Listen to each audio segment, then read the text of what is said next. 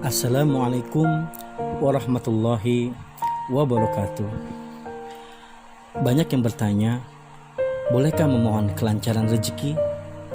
Bolehkah kita memiliki harta yang berlimpah? Seorang muslim sah-sah saja memiliki banyak harta dan tidak masalah menginginkannya selama digunakan untuk kebaikan.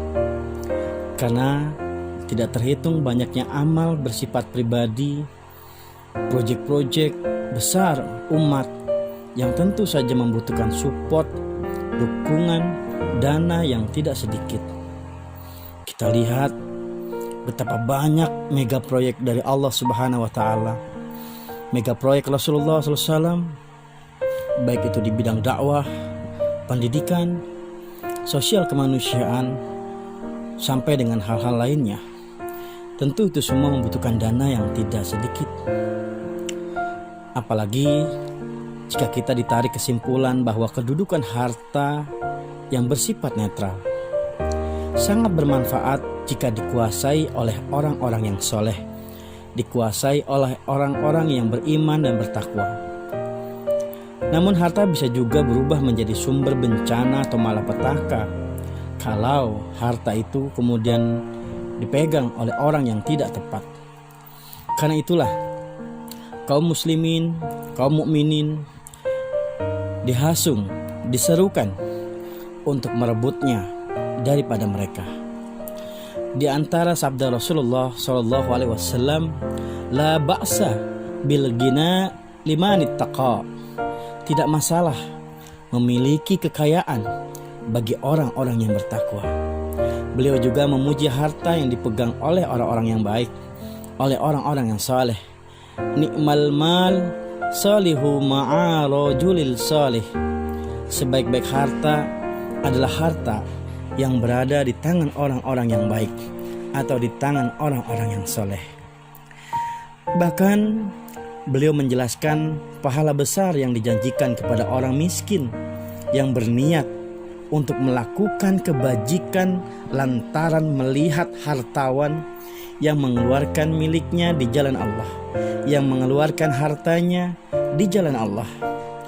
Dari Abu Kabsyah Al-An'amari radhiyallahu an, Nabi SAW bersabda, "Masalu hadhil ummah masalu arba'atir nafar, rajulun atahu Allahu malan wa ilman fahuwa ya'malu bihi fi malih yunfikuhu fi haqqin, wa rajulun atahu Allahu ilman wa lam yu'tihi malan fahuwa yaqul law kana li mithlu mali hadha amiltu fihi mithla alladhi ya'malu."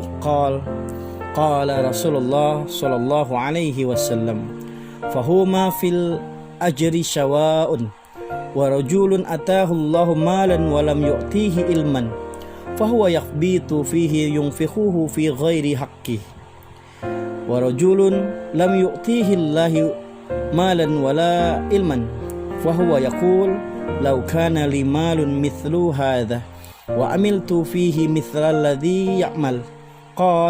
Qala Rasulullah sallallahu alaihi wasallam, fahuma fil wajri sawa'un.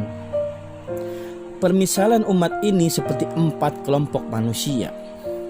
Yang pertama, seseorang yang Allah karuniakan kepadanya harta dan ilmu hikmah, lalu dia beramal dengan hartanya sesuai ilmunya. Dia infakkan hartanya sesuai kewajibannya. Golongan yang kedua adalah seseorang yang Allah karuniakan ilmu, namun dia tidak diberi harta. Dia berkata, andai aku mempunyai harta seperti dia, atau orang pertama tadi, niscaya aku akan berbuat seperti apa yang dia lakukan. Rasulullah berkata, keduanya mendapatkan pahala yang sama. Golongan yang ketiga, seseorang yang Allah karuniakan harta kepadanya, namun dia tidak diberi ilmu. Dia pun menghabiskan dan mengeluarkan hartanya bukan pada tempatnya. Golongan yang keempat, seseorang yang tidak dikaruniai oleh Allah harta dan ilmu kepadanya, lalu dia berangan-angan andai aku punya harta seperti dia, yang dimaksud adalah orang ketiga tadi, niscaya aku akan berbuat sepertinya. Rasulullah SAW berkata, keduanya atau orang ketiga dan keempat tadi mendapatkan dosa yang sama. Perhatikanlah sabda beliau, ternyata munculnya niat berbuat baik bisa saja terpancing karena melihat harta orang lain yang digunakan untuk berbuat ketaatan. Begitu juga sebaliknya. Dan hal ini tidak tersia-siakan oleh Allah, atau dapat juga dilihat dari sisi lain. Ternyata hartawan yang membelanjakan miliknya di jalan yang benar ternyata bisa membuat orang lain untuk melakukan hal yang sama. Karena manusia memang lebih suka meniru dan lebih tertarik mengikuti orang yang di atasnya dalam masalah harta. Inilah bentuk hasad yang diizinkan oleh Rasulullah SAW dan Allah Subhanahu wa Ta'ala.